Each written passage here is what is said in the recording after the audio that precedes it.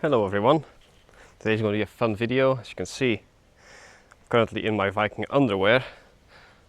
So this is how a man of decent wealth from the 10th century would dress in southern Denmark. As a starter, I'm going for some Nalbin socks.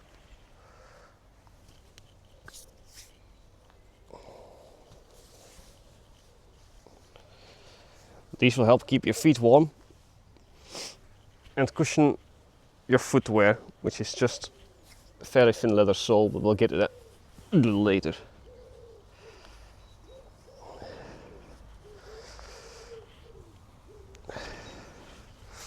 A wealthy man will be able to afford quite a lot of fabrics and very brightly colored fabrics too.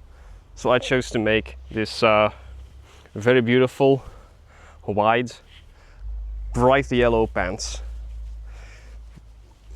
Of course, it's based on finds from the Hedeby harbour.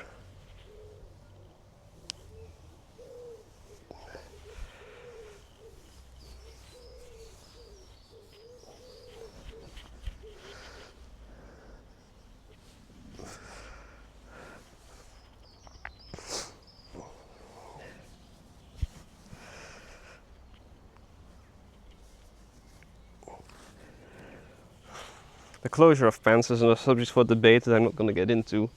This is just what I figured out I would do for this pants.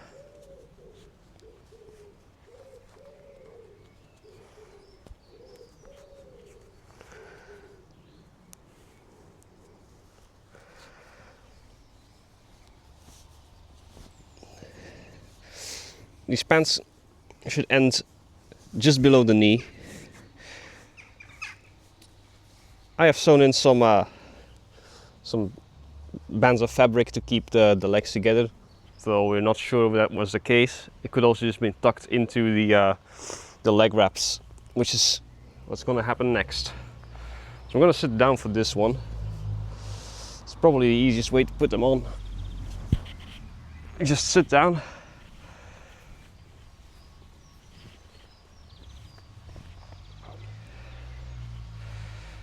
And you wrap them. You can wrap them around the foot too. I like to start from the ankle and work my way up from there.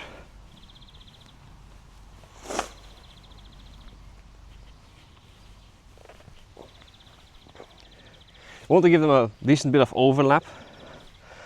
These leg wraps are 100% wool. They are spun quite loosely, so they have a bit more stretch, which means that they don't create like bad fold and steps.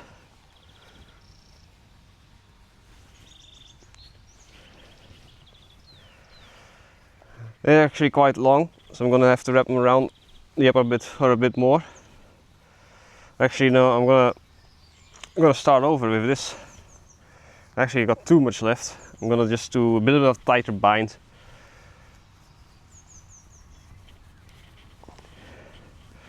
Also, when you take your leg wraps off, here's a good tip. Roll them up while you're taking them off. That way you don't have like 3.5 meters of fabric to roll up afterwards. It's generally easier to just do it right away. Alright, a bit tighter together. These leg wraps will not only keep your legs quite warm when it's cold, which it isn't right now, it's actually quite warm, but they also keep your legs safe from nettles, thorns, ticks, and the other annoyances that could get to your legs.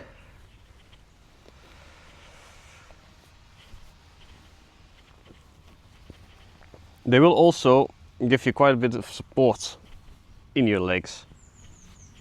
It's like it's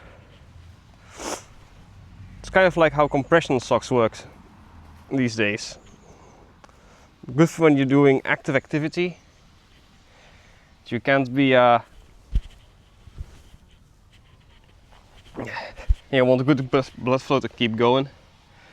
Compression socks are something we wear today. These work quite similarly. So it's probably also part of why they were worn quite often. Well, I say quite often. We find a lot of them in illustrations from a little later, the 11th century, in biotapestry. We see a lot of depictions of leg wraps by the Normans. But clearly leg wraps were around since the Roman times. Finds have been made of leg wraps throughout Scandinavia for pretty much as soon as the medieval era started, and even before that there were some kind of leg cloths that would wrap around and tied off. So people would dress for their environment, and some piece of clothing which has become more abundant than others. I also secure mine with hooks. These are from a Danish find as well. They're quite simple, they're just triangles with a hook on them, and the 3 eyes, you can sew them on your leg wraps. So that's my pants, leg wrap, socks. Gonna put on my shoes now. These shoes are based very accurately as well. They are actually like turn shoes, sewn inside out. These are based on the hedeby type 5 shoes.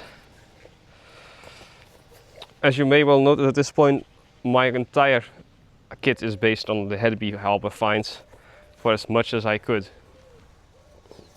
Here I'm just gonna slip on slightly. Well, I'm gonna put them on a bit better when I have to sit down for that one. Oh, I slid off my fur.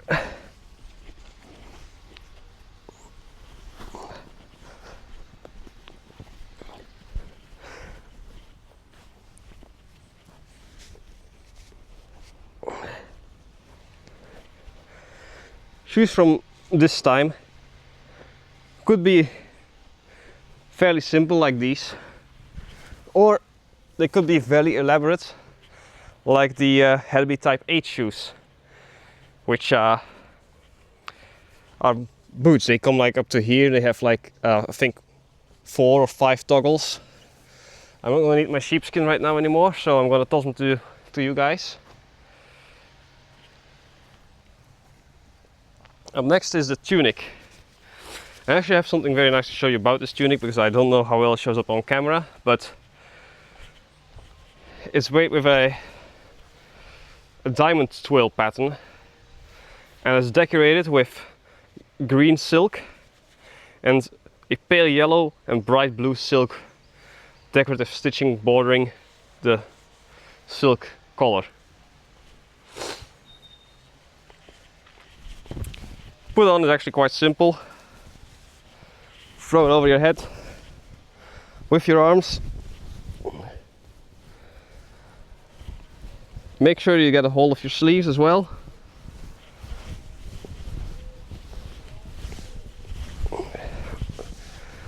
And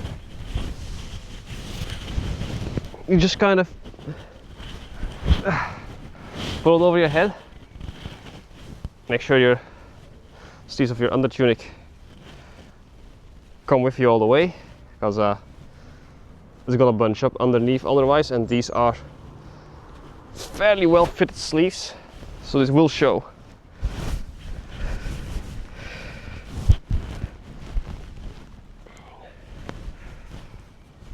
So also based on the hedeby harbour finds, this tunic has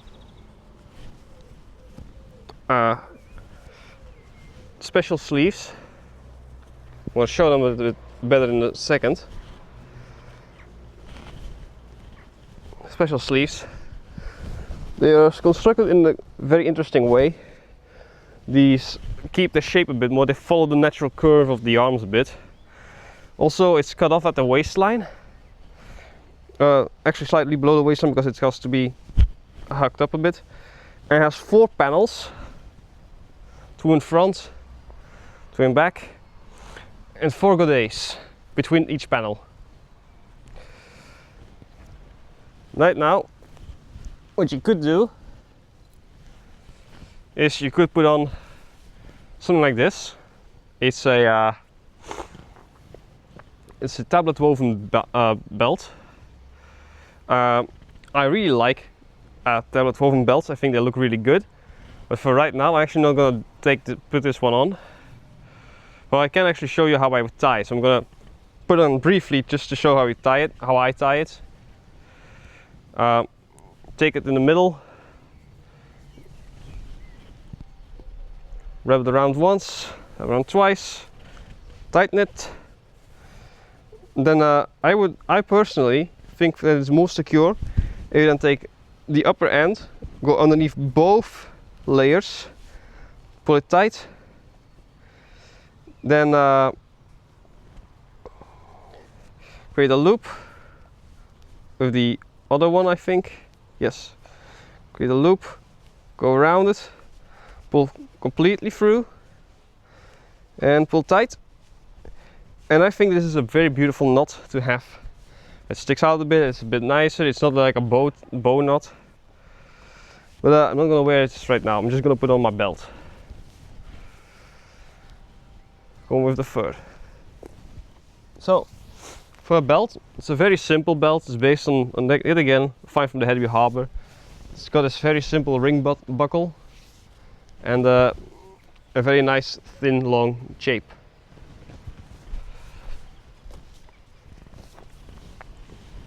This just goes around you and you would close it. However, before I close it, I'm going to put on my bag on the belt.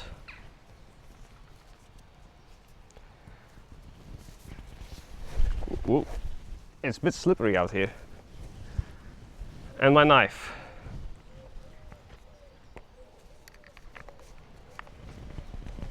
With these already on here, no one's going to be able to just steal them from me unless they literally cut them off of me, which is quite honestly a possibility, because to cut someone's purse off is where we get the word cut purse from. Or a pickpocket. It's the old word for pickpocket is a cut purse. That's because people would just cut off other people's purses and steal their coin or other valuables that they would keep.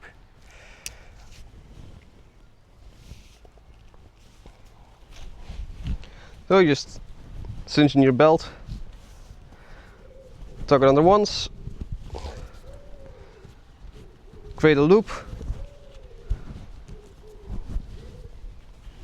and you take the belt through the loop you made and it's tied off. So I like to keep my pouch on my right side because I in daily life use my right pocket of my pants the most, so this is just a natural position for me. I keep my knife on the left side because I think it looks nicest, it's easy to draw your knife from. But you could also wear your knife on the right side, of course. It's really just personal preference how you feel is best to wear it. So I'm just now tidying up my tunic, making it look neat. And voila! Now I look really nicely dressed. However,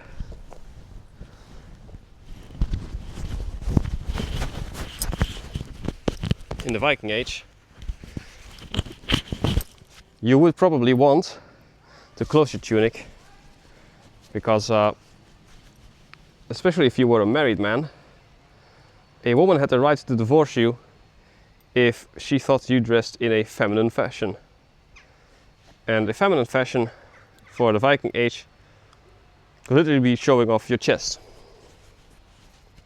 So even though this is not a very big keyhole neckline, I still don't want to show off my chest in any capacity, so I'm closing it off so just my neck sticks out. And for that, I'll get closer. I use this very beautiful silver brooch.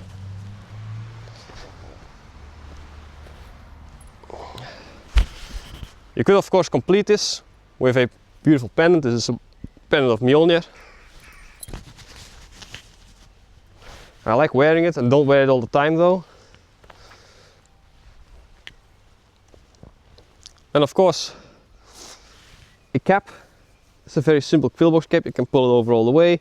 It's a bit colder, or you can wear it a bit higher up like this. Fold like one side. You can fold. I fold it forward, but you can just fold it sideways as well. Really doesn't matter. It is a beautiful thing. You can be stylish any way you want to be stylish. Or if it gets a bit colder, or just very windy in general, you might want to wear one of these, a hood.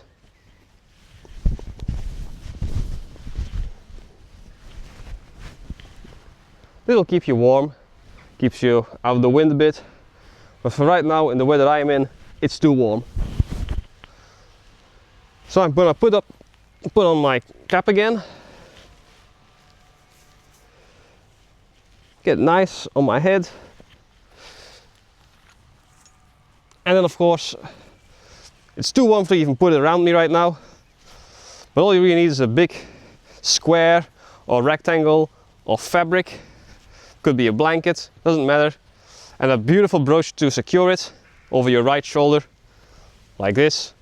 And you have a cape that you can take off, use as a blanket, a picnic, anything you want really. Use it as a blanket to sleep under. All of those things will work. But for right now, I'm done looking like I want. So I am going to take off my male pendant. It's beautiful. I love to wear it. But for right now, it's not necessary. So I got my spear, I got my knife. I'm ready for a patrol around town. See you next time.